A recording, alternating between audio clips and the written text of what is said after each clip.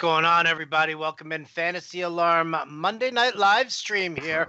Talk a little Monday Night Football, maybe recap some of the nightmare that was Week 3. And let's face it, man, that was quite the nightmare, was it not, John? Yeah. I have everybody now in FA Nation calling him the Jimmy Grapes sleeps with the fishes. He is now Jimmy Legs.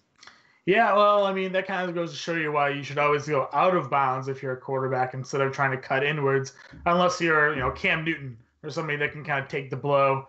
It was a non-contact. We saw Garoppolo sort of plant and cut in, but still not really his game. Not sure what he was trying to do there. Tough loss for 49ers fans. Tough loss for everybody who was high on Garoppolo this year. And anybody who drafted like a Marquise Goodwin or Pierre Garçon, George Kittle, all those values now just tanking because CJ Beathard isn't exactly, the quarterback I think we're going to hang our hat on there. What? What do you mean? That's crazy talk, man. He's CJ Beathard. He's like the greatest thing since sliced bread, right? Yeah, I mean, Marquise Goodwin, I guess, did have a little bit of a good year last year with Beathard as a starter, but much rather Jimmy Garoppolo for sure. No, yeah. And what about the running backs? Do they get a little bit of a boost here? Maybe Alfred Morris, maybe Matt Breida. I mean, I like Breida anyways. I just wish they would use him more. He's another running back that I question teams' usage rates. Breida had, 9 carries for like 100 yards or something like that yesterday? He did leave with a knee injury. He was hurt for a little bit, I agree, but I still feel like there's too much usage going to Alfred Morris from what we've seen over the first 3 weeks now. Breida's just the more talented back, more explosive playmaker, and you need that in your office. Especially now, if you're not going to have a guy like Garoppolo to throw it, make plays downfield, you need the big plays to come from your running backs. You definitely do. I mean, listen, we can piss and moan about usage rates for running backs all day long because it's been an absolute nightmare. I mean, from Adam Gase not using Kenyon Drake at all. Yeah. I mean, giving up after 2 carries. We see John Harbaugh do that to Alex Collins on a regular basis. We see Andy Reid doing it to Kareem Hunt. I mean, we sat there and we preached running back, and now we're sitting here among the injuries, but we're also dealing with a lot of guys who just aren't being used the way they should be. I don't know if this is the coaches who think that, well, I got to spare my guy the extra wear and tear here early in the season or whatnot, but it's really not working out for a lot of fantasy owners here. No, and what did I tell you in the last stream? I think it was on Wednesday. I just don't trust the Miami Dolphin coaching staff to ever use the running backs like they should. I pointed out that they didn't use Lamar Miller as much as they should have. Jay Ajayi was the same way. And I just was so fearful of the same thing happening to Kenyon Drake because I still didn't think he was getting enough, touches or carries in the previous 2 weeks. And this was a spot where he should have crushed. It should have been against the Raiders. You can run on that team. And yeah, they didn't use him. They did not use them, and it's very, very aggravating, to say the least. I mean, listen, we saw it in Minnesota yesterday with listen. Okay, so they lose to the Bills, which was like a nightmare, an absolute nightmare.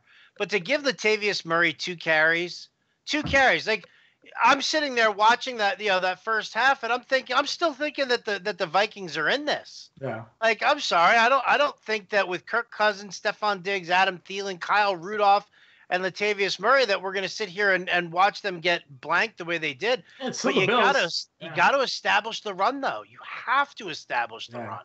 I mean, thankfully, it wasn't a total, nothing from Murray because he got those catches at the end of the game. The save, fantasy owners in PPR leagues, the 5 for 30, still not what you're expecting. Obviously, everybody expected him to run. You and I were talking about, playing him because at the very least, they're going to run out the clock with the lead and yada, yada, yada. I was telling you, on Sunday, well, they're projected for at least 4 scores.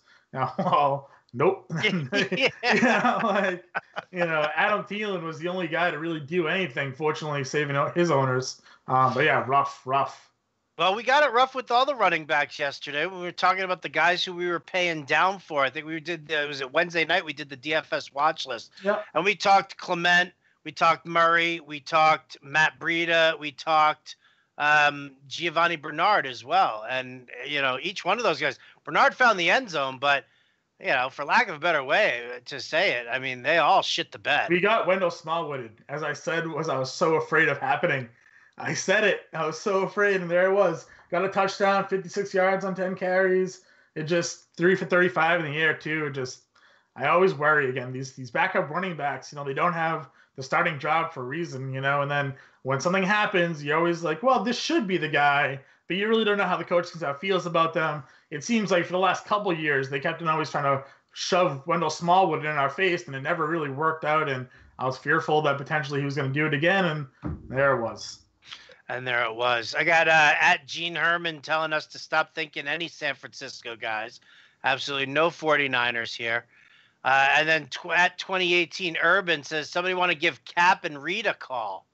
No, we don't want to give Colin Kaepernick a call. Let him sit there with his Nike dollars now and stay out of it. I'm not going to get political, but I don't think he wants to play football. I think he's doing exactly what he wants to be doing.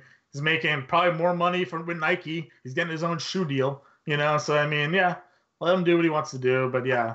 I don't need to get political either. Just to say, fact of the matter is that he sucked at being a quarterback. He did. He had a great first season because the league had no idea what to expect from him. He ran the ball well. That was great. He was very athletic. Okay, fine.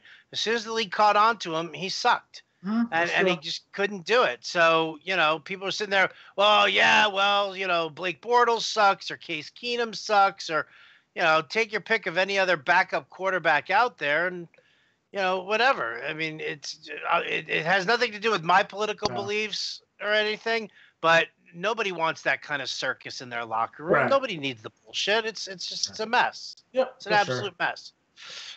Guys, so we're sitting here. We're broadcasting live on Periscope, YouTube, and Facebook. You guys have any lineup questions going on with tonight's game here? John and I are happy to help. We're going to talk a little bit about, other things that went down yesterday, maybe some highs, some lows. And then we're going to do a little breakdown today. On fantasyalarm.com, I've already published my breakdown of tonight's game and a breakdown of Thursday's game for those of you who like to play that Monday-Thursday slate over on DraftKings. If you want to play the MVP slate, the one-game slate for FanDuel, I threw something down about there, so you guys can definitely check that out as well. Also, guys, when fantasy ends, WinView begins. Yeah, that's right, WinView, a predictive game that you play for 1 quarter while you watch the game. Tonight, they got a $10,000 main event for the Steelers-Bucks tonight.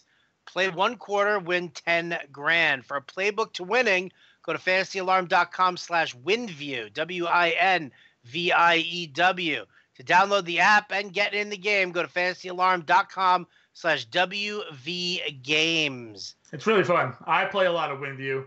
You saw by Twitter last night, but I actually, won a main event ticket for their Monday night contest. What they do is basically any of the quarters for the week prior, you can play, enter their main event qualifier.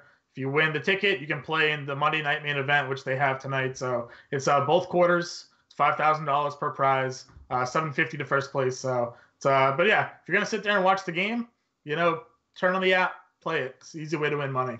Might as well. All right. Well, there you go. Anything else from yesterday really stand out to you? I mean, listen, I think that we can avoid 2 games in particular. I don't want to talk about Thursday night. You don't want to talk about Sunday night. So let's talk about anything that went down in between those debacles of games. So there was a tweet that was sent to me by a friend of mine, also writes for Fantasy Alarm, John Henry, this morning. It was Calvin Ridley scored more points than Julio Jones. Sterling Shepard scored more points than Odell Beckham. Will Fuller more points than DeAndre Hopkins. Mike Williams was better than Keenan Allen. Sammy Watkins better than Tyreek Hill. Basically, all of the number 2 receivers on these teams that were cheaper priced than the top guys all outperformed them this week. It just the randomness of last week. It seemed like it was pretty crazy to see Calvin Ridley. I mean, yeah, he had a touchdown in week 2, but who saw him going out and having the type of day he did? The matchup called for it, but I mean, geez, what a breakout performance by him. Well, the matchup definitely called for it. And I was talking about this on Sunday night on SiriusXM. I was talking about this afternoon as well. And here's the thing, is that Julio hurt his calf in week 2. And so he started coming out a little bit more, and Calvin Ridley started getting the looks, and lo and behold, he ends up with the touchdown. Then he spends the entire week, Julio's sitting out of practice. Ridley's practicing. He's spending all his time with Matt Ryan. So when it comes down to it, and then I mean, we can also talk about the fact that Ken Crawley, one of the worst cover corners to ever grace a football field, try to hang with Calvin Ridley, who again really built up a strong rapport with Matt Ryan. Mm-hmm. And I mean, I guess the rest is kind of history there. So they used I mean, a first round pick on him too, so they definitely believed in him when they drafted him. There's talent. There's definite talent there. There were actually, it was kind of funny. I was going through it. Ridley had 3 touchdowns. There were 9 other players yesterday who had 2 touchdowns in their games. It's just unbelievable, unbelievable. I could name them. I think I could name them still. Let's see. It was Adrian Peterson, Jakeem Grant, Drew Brees, Josh Allen. Come on, help me, John. I will. I'll pull it up. Help me. 2 touchdowns. Well, Isaiah Crowell, but we're not going to talk about that. Kareem Hunt had 2 rushing touchdowns. Had 2 rushing touchdowns as well. Mike Williams had 2 touchdowns. Yeah. Robert Woods had 2 touchdowns. Yep. Carlos Hyde had 2. Cam Newton ran for 2 as well. I'm a Cam Newton owner, but I also am a Christian McCaffrey owner. So as good of a day as Christian McCaffrey had yesterday rushing the football, getting the touchdowns, vultures from him, then he didn't really catch any passes. It's kind of a weird game for him. It's good to know that they can rely on him to carry the ball as much as they did, though. C.J. Anderson vultured a touchdown from him in a long run, but that was like watching Drew Brees take 2 touchdowns away from Alvin Kamara, and then what was Zach Line? Yeah, Zach Line with a friggin' touchdown that should have gone Kamara's way as well. So yeah, very very oddball kind of week 3. A lot of highs, a lot of lows for a number of fantasy owners. I crushed it in my season-long leagues. I couldn't believe it. I was so depressed about my DFS game this past week that I went and looked at my season-long leagues last night, and I was killing them. I was like, I went 13-3. I'm like, how the hell did I go 13-3 and shit the bed so badly at DFS? DFS is a completely different animal. I mean, you think about it again. I mentioned Tyler Boyd, 10 for 129. This is a guy that we mentioned a little bit on the Sunday live stream. I think Brandon talked about him a little bit of being a real thing. Back-to-back weeks now, 6 for 91 in a score against Baltimore in week 2, 6 for 132 in a score against Carolina last week, and then AJ Green's coming down a little limp. Tyler Boyd could be the real deal going forward now as a legitimate number 2 option, in fantasy leagues. It's pretty crazy how some of these guys just emerge. But he was also very cheap, and in DFS, you have to hit on these cheap guys. You're seeing winning lineups. They played, Tyler Boyd at $4,000, at Calvin Ridley at, $3,500, $3,700 in DraftKings. And that's just kind of the way to win these big GPPs, I do know. And it's just a little aggravating. A little aggravating when you knew it. Knew it. It was like I'm sitting there recommending Ridley to a couple of people on Twitter. My favorite, though, yesterday was some dude who had asked me if he should start either Calvin Ridley or Mike Williams. And I was like, oh, I'd go Calvin Ridley here, and sure as shit, he had the better day. Yeah, I mean, not to knock Williams by him. I mean, and that's another guy that we've all been waiting for after last year, his rookie year. He was injured, could have waited for him, but in this first offense there in with the Chargers, Mike Williams, I'm expecting big things, and I think yesterday was just sort of the takeoff point for him moving forward. I love it. I absolutely love it. All right. Guys, again, if you got your questions, get them on in here. We're, again, live Facebook, YouTube, Periscope. What is this? Andy Seltzer says, paid up and stacked Breeze and Thomas 3 weeks in a row. Yep. Money. Yes, yep. Definitely. Breeze was like a little bit of a letdown last week because he only had like the 16 or so points. But yeah, Michael Thomas, I think I read today, is on pace for like 200 catches or something absurd. Not that he'll continue that pace, I don't think. I mean, we saw Cam Meredith finally being active and catch a touchdown pass. I don't know if he's going to slowly start seeing a larger role in that offense. Ted Ginn got a touchdown. So, the days of us kind of thinking that, the Saints are going to move away from Drew Brees throwing it. They have the two-headed monster with Ingram and Kamara. Well, he's throwing it more than ever right now. Maybe that will change when Ingram gets back. But, I mean, you can grab a piece of that passing attack right now. I would suggest trying to do it. I think Cam Meredith was dropped in a lot of leagues after being inactive for the first 2 games. Active and caught a touchdown right away. So maybe he's worth a look in waivers. I don't even know how they could end up not passing the ball as much. You're talking about they're facing the Redskins. They're facing the Giants next. Then it's the Redskins, which will be Ingram's first game. Then it's a bye, and then they come back Ravens, Vikings, Rams. Like really, and then the Bengals and the Eagles. So right off the bat, there 4 out of 5 of the top run defenses. Well, not only that, but I mean the Rams, assuming Marcus Peters comes back healthy, he's got a strained calf. I think they came out with today, and is supposed to miss 2 to 4 weeks. Yeah, so if he could be coming right back at that time, they have Talib and that whole front line. That could be a real tough game just in general. Is that a home or a road game? Do you still have the schedule up there? Which one? The Rams? The Ram one? It's a home game for the Saints. Well, it's a little bit better. Drew Brees plays a lot better in the dome than he does on the road, but that'll be interesting. Then the Vikings defense is supposed to be pretty tough. We saw Josh Allen, of all people. Right now, come on. Well, I mean, it's good to see all these teams going to their youth, right? Like the Josh Rosen announced today as the starter in Arizona. Baker Mayfield, the secret that everybody knew was announced today as the starter for the Browns. You see Sam Darnold, all these young quarterbacks that were taken in the first round this year, and they were gonna quote unquote sit behind, and learn from the veteran. But you look at the guy who's starting in front of them, like Sam Bradford, Tyrod Taylor, like play the young kids, let them learn, develop, and see what we have. And Nathan Peterman, right, starting ahead of Josh Allen, like what's the point? So yeah, let the young kids throw, and maybe Rosen will be able to boost the value of Larry Fitzgerald or Well, see, that's the thing is that going to boost the value when you sit there and you look at like Rosen under center? Is that going to help David Johnson? Is that going to help Larry Fitzgerald? When you talk about Josh Allen, I mean, Kelvin Benjamin he had 2 crucial drops in that game yesterday, and that's inexcusable. So, I mean, Chris Ivory certainly isn't going to run like that on a regular basis. The guy who's got the best weapons is Mayfield, obviously, with Landry and everybody over there in Cleveland. But I mean, really, how much faith in the fantasy realm? How much faith are you going to really put into a guy like Baker Mayfield? I mean, after what I saw, and again, not to knock your Jets, I don't know what to make of them yet.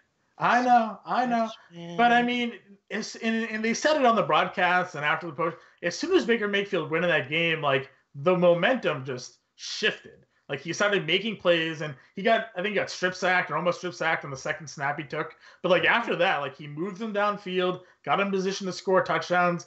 Every pass was just zipped. Like Tyrod Taylor was missing. I think Landry had 7 targets without a catch to start the game, and I had Callaway the same way, had 1 catch on like 6 targets because Taylor was just missing them. But as soon as Baker Mayfield got in there, everything was zipped on a line, tight spots, and it was really the receivers that were dropping them more than anything. So I kind of believe in the youth movement a little bit, and like guys like Rosen can't be any worse than what Bradford was doing, right? And I understand the play calling's a little bit bad too. If you've seen some of the next gen stats, the routes that some of these guys are running, like David Johnson and Fitzgerald and whatever, they're not really being put in position to produce a lot, but a lot of that lands on the quarterback too. So you get a quarterback, it can change the franchise, can change an offense. We saw that at Mayfield. We've seen it a little bit with Sam Darnold.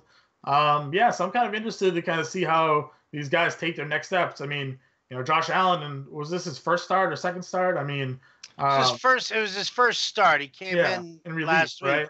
And that's the question, is like, as far as the, adrenaline for Baker Mayfield in that situation, how much adrenaline did Josh Allen have? Apparently a lot, because you're not going to sit there and try and hurdle Anthony Barr on a with a level head. These guys are reckless too a little bit. And I think it can be good and bad, right? They're willing to make plays that I think more veteran quarterback might not consider making because they think that, hey, I have the arm, I can make this tight throw, I have to impress, and those lead to big plays, can lead to big fantasy performances. I'm not expecting Josh Allen to go out and do what he did every week. That'd be foolish. But I mean, we know the kid can throw it out of a football stadium. Whether or not it's accurate or not to be seen, but those type of quarterbacks can make big plays. So I'm sort of interested to see this youth movement for sure.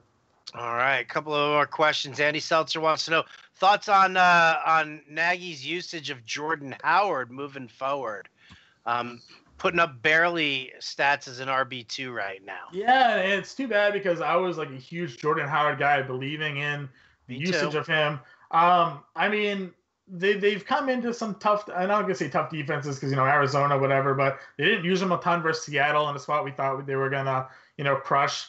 14 carries, 15 carries the first 2 weeks. I'm looking at the schedule now. It could be a little bit easier moving forward. Miami, New England, the Jets, Buffalo. That's a whole. The Bears face the entire AFC East in 4 straight games. Interesting. Good schedule making there. Right. So I don't know. I mean, I'm still going to believe in him. I like the fact that he's catching some footballs more than he was involved with last year. He's still going to be their bell cow. He's still going to get the goal line touches. I'm not worried about Tariq Cohen, but yeah, I mean, I think they're also kind of waiting for Trubisky to do more as well. Stop putting them in situations where they can't take advantage of Jordan Howard with a lead or in short yardage situations. So I'm still kind of relying on him to be an RB2. He hasn't taken off like I had hoped, but I'm still a believer. Yeah, I'm still a believer too. I'm a big fan of Jordan Howard's. I've been a fan of Jordan Howard's for some time. So, and I agree with you. I think that once Trubisky starts getting a little bit more comfortable in this offense, in this scheme, depending on what happens, I think it will open up nicely over there. All right, well, let's see. William Hewitt says he's got Mahomes. He's got Matty Ice. Should he trade one away? Of course you should. Yeah. I mean, wait for the bye week. Don't trade him too early. Make sure. I don't see when's Ryan or the Chiefs on a bye. Ryan has a bye in week 8. Mahomes has a bye, and let's see. See, they close? No, week 12. So you're gonna have to kind of hold on to both of them, right? Because you don't want to cut loose Matt Ryan and then risk a poor bye week replacement. And maybe it's just 1 week, but yeah, I don't know. I feel like you should trade Ryan over Mahomes, right? You're not keeping Ryan over Mahomes, would you? I might. Depends on what the return is. I mean, that's the thing is that obviously. See, here's the thing with Ryan, and talked about this earlier today. Also, he crappy week 1, phenomenal week 2, phenomenal week 3, and yet people just don't have any faith in him. Now, I'm not saying he's going to sit and throw 5 touchdowns on a regular basis, not by any stretch of the imagination. But I also don't think that Mahomes is going to be able to keep up the pace that he's keeping up right now. Also, he's got 13 touchdowns and no interceptions through 3 games. Yeah. Mistakes are going to catch up. He's going to get complacent. The schedule is going to get a little tougher for him. He's going to see teams a second time inside the division. So, for me, it's always about really is who's going to be able to give you like the highest return. And if you can get just a backup QB alongside a really solid running back, like let's just, I think somebody called up and said something about, I think it was like Alex Smith and Dalvin Cook for Patrick Mahomes. Mm-hmm. And then the possibility of swapping out Alex Smith with like another quarterback, like a Phillip Rivers. I would do the Rivers deal. Of course you would do the Rivers deal. Rivers and Dalvin Cook for Pat Mahomes? Yeah. Absolutely. 100%. Sure. I think the one thing to look at with the Matt Ryan week last week is he put up 30 fantasy points. He had 2 rushing touchdowns. I mean, sure. I mean, you can't take away the points. I understand, and it's possible that if he didn't run for those, maybe he would have thrown for them anyways. But, I mean, I look at those things as sort of outliers. If you take away those 2 rushing touchdowns, which, again, you can, threw for like 250 yards and 2 scores. That's like an average passing day for him. Mahomes obviously is lighting the world up, and you say, he can't continue it. But again, if you want to go down and look through his schedule, Jacksonville and the Rams are really the only toughest games he has. If you look at his playoff schedule, week 15 Chargers, week 16 Seattle. I mean, those are 2 teams you want to be facing right now. It's only going into week 4. Maybe it's too early to start looking at playoff potential matchups for fantasy playoffs, but that's something to consider. No doubt about it. No doubt about it. All right. Well, so there you go. Let's talk about tonight's game. Okay. We want to wrap up. Mendo Bruce on YouTube says Brandon really let herself go. She's not looking good on this video. I wonder who he's calling Brandon in this video. I don't know. I'll give you one guess. I'm assuming me, but you never know. I'll give you one guess there, sweetheart. Yeah. That's fine. I can get Brandon. Yeah, Brandon's better looking than me. That's cool. All right, let's talk about tonight's action here. Let's talk about this game. Talk to me. What do you think of as far as game flow goes?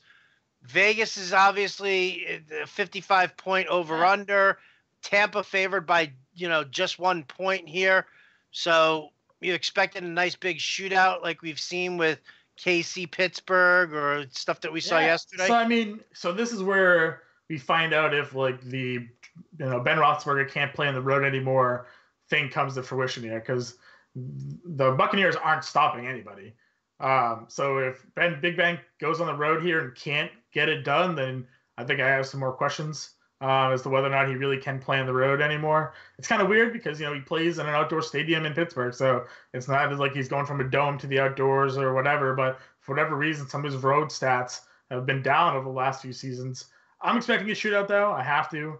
Either they have all their weapons at their disposal, both teams. I understand Love Bell's not there, but James Conner has been, at least in week 1, he was just as good. Week 2 took a little bit of step back, but Juju Smith-Schuster, Antonio Brown, Jesse James, Vance McDonald, Washington, all those guys were there for Big Ben. On the other side, Godwin, Jackson, Evans, OJ Howard had a big game last week. So yeah, it's just, you have to go on what you've seen so far. And so far I've seen 2 offenses light up opposing defenses, and these defenses can't stop anybody. So I'm expecting a shootout, a lot of fantasy points for everybody involved. I could dig that. I could definitely dig that. Who you got to win this one? Steelers? I don't know. I really think the Buccaneers might pull this one out because they're at home. And there seems to be some weird turmoil going on in Pittsburgh too. I know like the Antonio Brown trade me thing wasn't a real like trade request, but you hear there's some things going on where he's unhappy with the offense, the way things are being called. I hear that I read a story that he has like a personal camera guy that follows him around and like takes photos of him, like guys alive, like in the locker room, on the bench, like, and some people are wondering if he's starting to be kind of a diva as well and causing issues that way too. Well, he's always been a diva. Let's face it, Antonio Brown's always been a little bit of a diva. It's true, and I mean deservedly so. He was a 6th round pick himself or something like that. Like he's one of those late round stories, and he's become a star, but.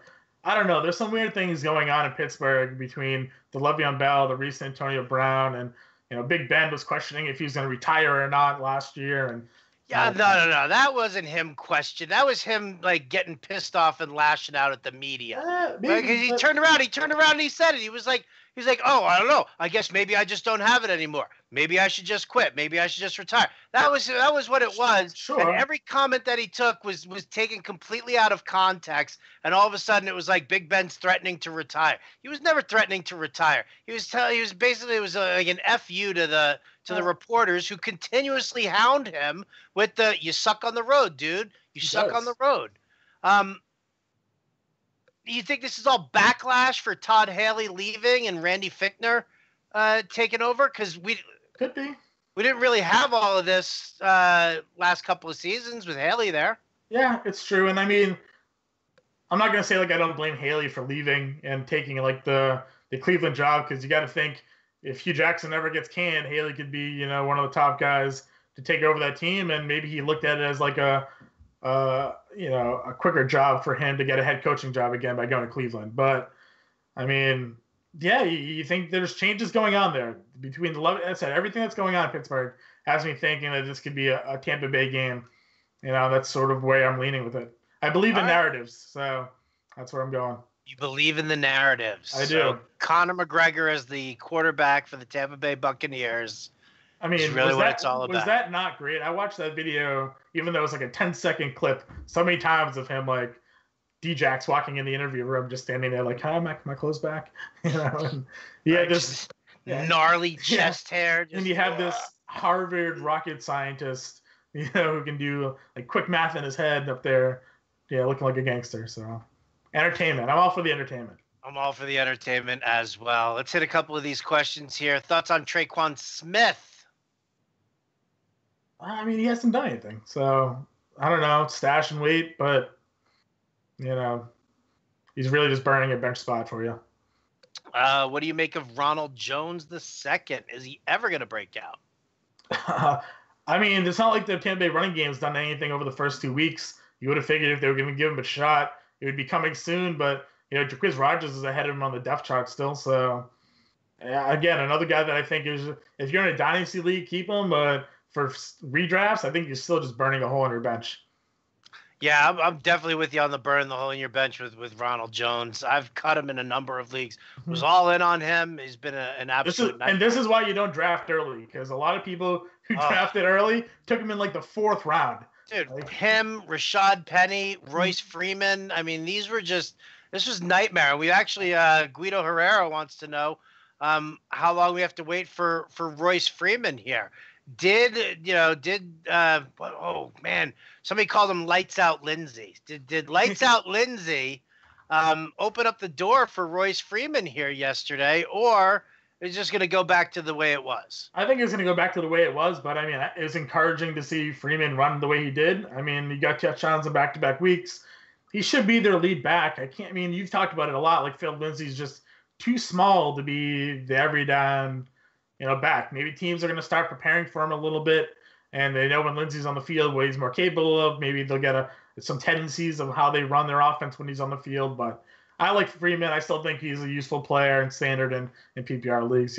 Flex probably at best right now, but if he scores the end zone, it's 15 points for you most times. So I think it's just a matter of time. I don't have the faith in Lindsay. I know what they're doing. I know what they're running out there. But I mean, this definitely looks very, very similar to the Tariq Cohen, Jordan Howard situation from last year. So, and like I said with Kerryon Johnson, when they said they should use him more, they should be using Royce Freeman more too. I mean, that's just the way you drafted these guys to be your lead backs.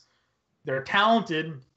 Use them. What are you waiting for? Like, there's no reason to not be running these guys like they are. So, believe me, I don't understand. I don't understand a number of the coaches. Absolutely. All right, let's see. Any other questions here from anybody else?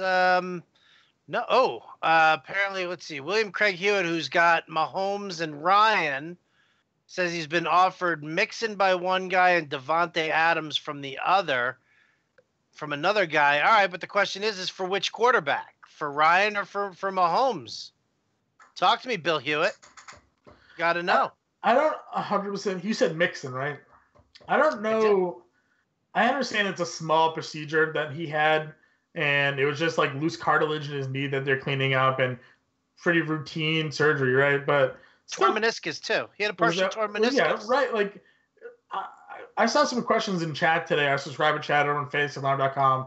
You can go over there. I'm always in there answering questions. People talking about trading for Joe Mixon today, players that are healthy to stash for Joe. And I'm like, this is a guy that had knee surgery, and he's supposed to miss 2 to 4 weeks, and you don't know how he's going to react to that next week or once he gets on the field and starts practicing and running. Don't be trading healthy players for the potential. It's a running back with a knee injury. Like, what are we doing? It's. I'm very hesitant, and I'm a Joe Mixon owner. It kind of hurts me to have him on my bench and kind of going through all my thoughts. Is he even going to come back? What am I waiting on? So you trust the team when they say 2 to 4 weeks and that he's going to feel better, but who knows? Fluid ends up getting in the knee. All of these things end up happening, and next thing you know, he's out for 8 weeks. So, Yeah, I don't really understand it either. I mean, are fantasy owners just do they think that they're being slick, they're being savvy? I don't get it either. The thing is, they're looking for like buy low opportunities, but they're not buying low. That's exactly it. They're not buying low, and it drives me absolutely bonkers. It's like, oh man, I want to get Joe Mixon because I need some running back help later on. Should I give Stephon Diggs?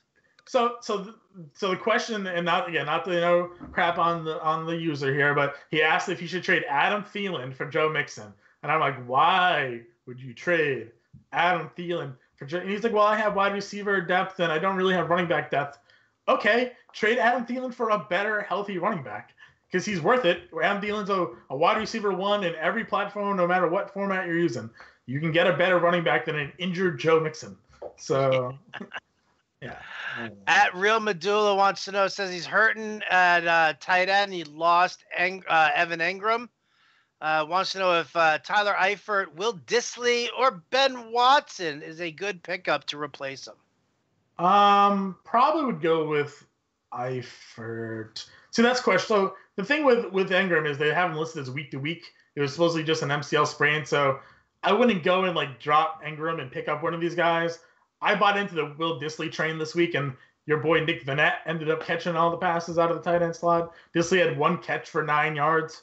Because I lost Greg Olsen, had to replace him. And I also had Doyle, who got hurt. Check your waiver wires, too, because Olsen supposedly could be back after their bye week. A lot of people dropped him. If he's still floating around, maybe worth a stash and grab if he's going to come back sooner. But I think I would probably go Eifert than Watson, because I feel like there's just going to be a lot of mouths to feed now that Cam Meredith's back over there and with the Saints. I don't think the targets can necessarily be there for Watson. I know he had a good game against Atlanta, but Atlanta sucks at covering tight ends. So, yeah, they really do. They really, really do. So, all right. Well, John, unless you got some final thoughts here to put your stamp of approval on all things Week 3 or tonight's game, I'll tell you what. Who's your surprise for tonight's game? Who's that dumpster dive that you look at and you say, you know what? This guy, if I'm gonna throw down in a GPP lineup and really just throw a dart, like who's the dart? Is James Washington the dart? So James Washington is the guy I just pulled up because I wanted to check his salary. If you're playing like this, I play on DraftKings a lot. So if you're playing in their Monday Night Showdown, James Washington is just $3,600. 5 targets last week, only caught 1 pass, but did go for a touchdown. You're trying to be different. Everybody and their brother is going to be trying to fit. Juju Smith-Schuster, Antonio Brown, Mike Evans, Deshaun Jackson, Chris Godwin. Be a little bit different. It's a high upside, high risk play, but if he catches a touchdown pass at that salary, you're getting it. So, that's probably the guy. Yeah, I've got James Washington as my Pittsburgh dart. I've got Jacquizz Rodgers as my Tampa Bay dart. Yep. Kind of hoping that the game flow just goes to Pittsburgh beating Tampa Bay, so that Pittsburgh can then try and maybe get a little James Conner in there, get him to do some work, while Tampa Bay is in catch-up mode, and you got Fitzpatrick chucking it around, which then just puts Jacquizz Rodgers on the field as opposed to Peyton, I suck at football Barber. I agree with you there. All right, well then there you go, man. So thanks everybody for tuning in. It's a Fantasy Alarm live stream. Again, we're here Monday through Thursday at 7 p.m. Eastern. You got me, you got John, you got James Grande, Brandon Marianne Lee, and Craig Mish. Now, on Fridays, we go at 9 o'clock Eastern because we kind of wait for all the line movement to happen, and we make our picks for the Westgate Super Contest for WagerAlarm.com. So Tuesdays and Fridays, that's me and Mish. Mondays and Wednesdays, that's me and either John or James. Thursdays, me and Brandon. Sunday morning game day at 11 a.m., that's me and Brandon as well. We appreciate you guys tuning in. Got any questions? Hit John up on Twitter at JMPemba777. Yep. Hit me up at RotoBuzzGuy. But in the meantime, let's go watch some games, man. Let's go watch some football and go all my guys and none of yours. Let's vote for the over. A lot of points. Oh, yeah. Let's definitely vote for the over. I dig that. Cool. All right. Well, thanks so much for tuning in, guys. We'll catch you next time.